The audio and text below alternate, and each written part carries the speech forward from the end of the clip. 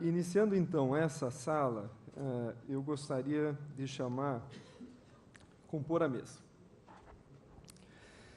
Chamamos primeiro o senhor Bernardo Gradim, presidente da Braskem, engenheiro civil e com MBA na Wharton Business School.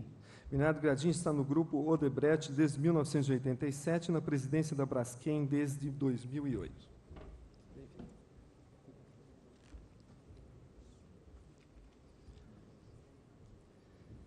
Chamamos em seguida o senhor Diego Donoso, diretor da Dow, formado em administração de empresas no Babson College em Boston, Estados Unidos.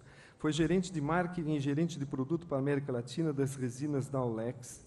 Em 2003 foi transferido para Origin, na Suíça, e pouco tempo depois promovido a diretor comercial para Itália e França. Atualmente é diretor comercial do negócio de plásticos básicos para a América Latina.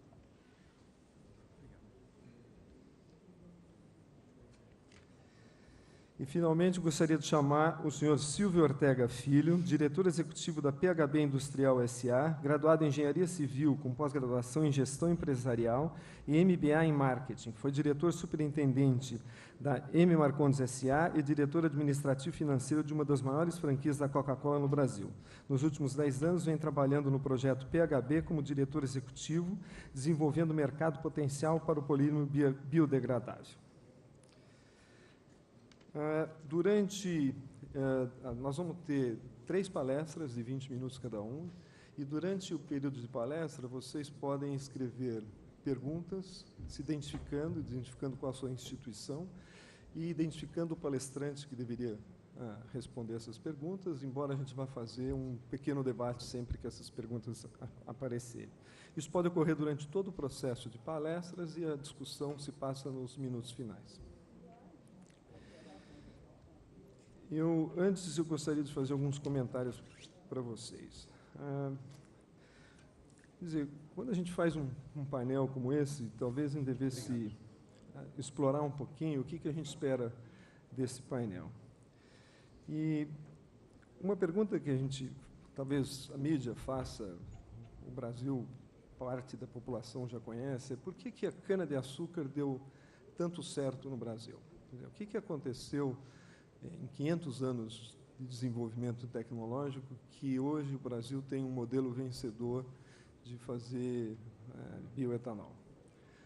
Lembra que durante um período muito grande nós fizemos só açúcar, mas no momento seguinte, quando o etanol se tornou uma realidade necessária, nós passamos a fazer de uma mesma biomassa 2 produtos, a cana e o álcool. E, mais recentemente, nós incorporamos o assunto bioeletricidade à questão.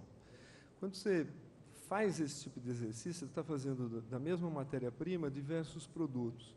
A pergunta seguinte que você faria é, o próprio mercado de petróleo, o petróleo em si, deu muito certo com o conceito de refinaria, que você passa de uma mesma matéria-prima, tirar uma série de produtos com diferentes valores agregados. Então, a questão seguinte é, será que nós não estamos falando de uma biorefinaria, de uma biomassa chamada cana-de-açúcar, que se dá tão bem no Brasil?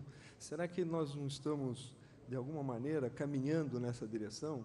Que, quando a gente fala em álcool celulósico, por exemplo, que você tem que passar pegar a biomassa, no caso o bagaço, separar a lignina, celulose, hemicelulose.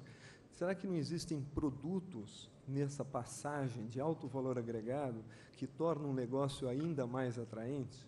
Certamente, quando você tem já uma produção de álcool grande no país, a indústria alcoquímica se aproveitou muito bem disso. E agora nós estamos falando de plástico, que também faz uso dessa matéria-prima de uma maneira inteligente. Então, a diversificação da utilização dessa matéria-prima representa um grande negócio. Tá certo? Então, especificamente sobre plástico, eu gostaria de chamar a atenção, talvez, em algumas questões que podem ser chamadas provocativas. O plástico verde. Quando a gente fala em plástico verde, nós estamos se referindo ao fato de você fazer plástico de uma biomassa renovável. Ao invés de você desenterrar o teu carbono, fazer o plástico a partir do petróleo, você está tirando o carbono da atmosfera a partir da planta e fazendo plástico a partir desse carbono. Mas, obviamente, que cabem questões muito interessantes que a gente tem que levar em mente. Primeiro, o custo. A indústria ela é muito objetiva nesse assunto. Então, quando nós tínhamos um barril de petróleo a $150, estava tudo muito atraente para fazer várias coisas em termos de biomassa. Inclusive, na minha opinião, eu até brinco, digo que a gente está passando por um teste de sinceridade da humanidade em relação aos verdadeiros valores, porque a hora que o preço do petróleo abaixa, como é que vai ficar toda a discussão climática, né? Então, o custo é super importante. Então, seria interessante ouvir da indústria que faz plástico verde coisas sobre em que circunstâncias que isso é competitivo, não é competitivo e tudo mais. E, sob o ponto de vista climático, o balanço de carbono. Quer dizer, todo o processo de fabricação de plástico verde passa por você, inclusive, usar combustíveis fósseis em alguns momentos e tudo mais. Então, qual é o balanço de carbono real desse assunto, que é extremamente importante? E ainda o plástico verde, ele, embora verde, ele não é necessariamente biodegradável. Então, tem uma segunda questão, que é, nós adoramos o plástico, está no nosso dia a dia, na vida de todo mundo, mas certamente o plástico gera lixo. Então, a questão de como tratar esse lixo se torna muito importante, né? E aí, é viável, não é viável fazer a reciclagem desse plástico? E aí, o plástico biodegradável traz em si também alguma dessas propriedades. Quais são essas propriedades? Quão úteis podem ser essas propriedades? Será que é real a competição entre biodegradável e não biodegradável? Será que, literalmente, podem ser aplicações que, ora, você precisa que seja biodegradável e, ora, você não precisa? Quer dizer, ou existe uma discussão importante nesse assunto? Então, dado esse meu preâmbulo, eu gostaria de dar início ao nosso primeiro palestrante. Eu vou seguir a ordem de apresentação e pedir, então, para o senhor Bernardo Gradim.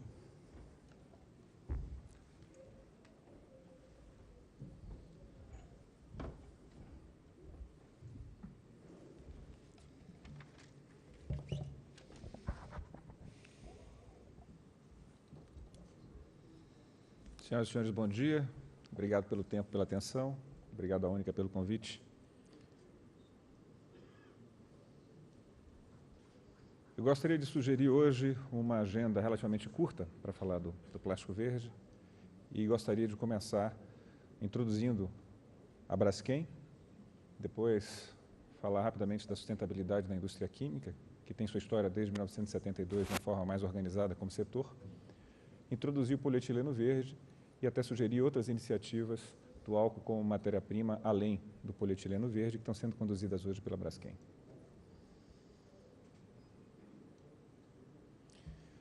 A Braskem foi fundada ou formada a partir da aquisição da Copene, uma indústria petroquímica da Bahia, em 2001, formalmente em 2002, e ao longo desses anos tem demonstrado um crescimento de mais de 17% ao ano entre aquisições e crescimento orgânico. Nos últimos 7 anos, a Braskem investiu no Brasil, entre aquisições, modernizações e expansões, quase 9 bilhões de reais. Uma indústria, de fato, brasileira, acreditando no futuro do Brasil e na consolidação da indústria. Ano passado, nossa receita bruta foi de 12,8 bilhões de dólares, quase 13 bilhões, nosso EBITDA de 1,3 bilhões de dólares e as nossas exportações um pouco superior a 2 bilhões de dólares. Sustentabilidade é um tópico inerente da indústria. Desde 1970, iniciativas comuns de setor como um todo já levavam a indústria à consciência de prestar contas e atingir níveis de eficiência, de qualidade, de saúde, de segurança e meio ambiente, a ponto de sermos comparados com as melhores indústrias do mundo. Desde então, várias instituições foram formadas, consolidando grupos regionais em um grupo mundial, que é o ICCA, o International Council of Chemical Associations. Esse grupo representa o setor, na interface com o NEP, com o SAICM, com todos os organismos multilaterais que hoje dialogam com a indústria de forma a torná-la cada vez mais transparente e responsável, permeando toda a sociedade com os benefícios da indústria química e deixando claro suas responsabilidades ao longo da cadeia. Na visão mais do que simplista, na visão eficaz, a sustentabilidade vai ser cada vez mais demandada pelo consumidor final, pelo cliente final. É o cliente final que vai determinar, independente das regulações e independente das iniciativas autopromovidas pelas empresas e pelo setor, a velocidade de transição cada vez maior para negócios, produtos, processos sustentáveis. A Braskem tem todas as suas iniciativas de negócio e temos um modelo descentralizado, onde a delegação tem um papel fundamental no empresariamento de cada uma das nossas unidades de negócio, de cada um dos nossos gerentes comerciais, todas as vertentes atreladas a compromissos de responsabilidade e de sustentabilidade. O polietileno verde surgiu de uma das iniciativas, que foi a busca de matéria-prima de fonte renovável. O Brasil, através da Petrobras, hoje não produz toda a matéria-prima requerida pela indústria química e petroquímica instaladas no Brasil. Há um déficit de mais de 30%.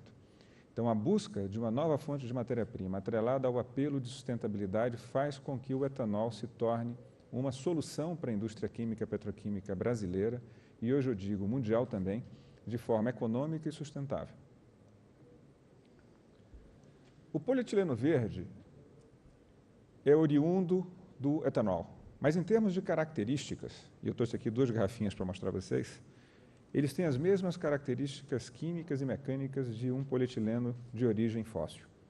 Então, as mesmas máquinas são usadas, os mesmos produtos são aplicados, não dá para dizer a diferença mecânica ou quimicamente de uma garrafinha para outra. A diferença é que essa aqui, há 3 meses atrás, estava embaixo da terra, era petróleo, origem fóssil. E essa aqui, há 3 meses atrás, era CO2 e foi capturada pela fotossíntese no etanol e reduz, então, o impacto ao efeito estufa. É uma imagem muito poderosa para empresas e consumidores que hoje praticam o discurso, que dizem, ou que praticam o que dizem, na transição cada vez mais rápida e cada vez mais intensa para soluções de matérias-primas e produtos sustentáveis que não agridam a natureza.